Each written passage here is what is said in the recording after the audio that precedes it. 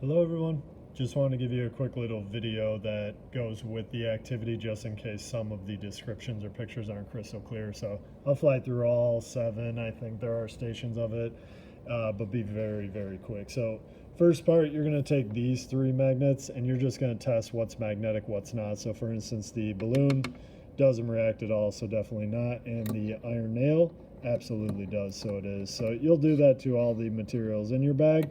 You do not have to do it with the test tube up here, and also these magnets, they're not in your bag, so don't worry about those just yet either.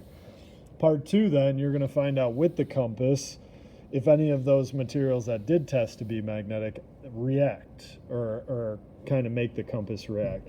So for instance, the iron nail, you might actually see it then all of a sudden make this compass move, so that means something about this. The other thing though is that, well, the magnets could pick up the paper clip, but the iron nail kind of trying to, but really can't. All right, so that'll be something we discuss. Next part, which I'm really doing the video for then, is this test tube. So there's a bunch of iron filings in there. Shake them up like crazy, and you'll notice that they're in all directions like randomly. So when in the boxes in that pre-magnet brush drawing, in that test tube drawing with the boxes, just draw arrows going kind of random every which way, and they don't even need to be arrows, they can be lines. What you're going to do then is you're going to take this magnet and you're going to brush it across the same way every time, and it's kind of cool to see the filings react. But what you'll essentially notice is that the filings all start to not be random but to have a pattern, and that's what I want you to then notice and draw. Okay, then when you test this with the compass, I would honestly just bring this end near the compass and see how it reacts, and then if you want to, bring the other end and bring that near the compass too. Okay.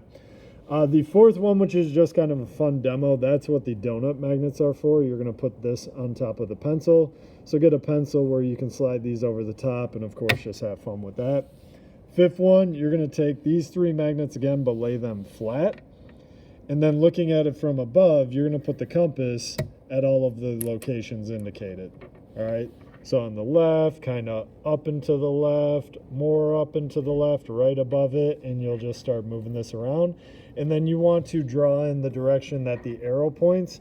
I don't really care so much about north, south, east, west. I care more about this arrow, no matter what color it is. Okay, that's what we care about.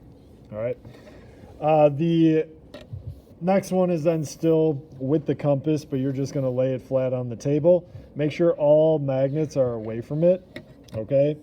And instead of holding it in your hand and turning, you can really just spin it on the table and you'll notice something.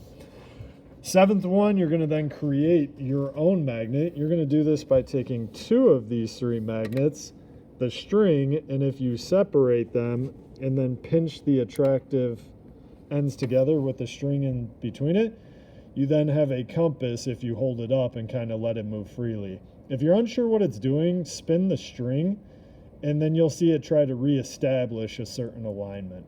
All right, so try to figure out what's going on with that. That, I believe, is the last one that I'm going to have you guys do, so best of luck with that. Hope it runs smoothly, and we can always talk afterwards and clear up any questions.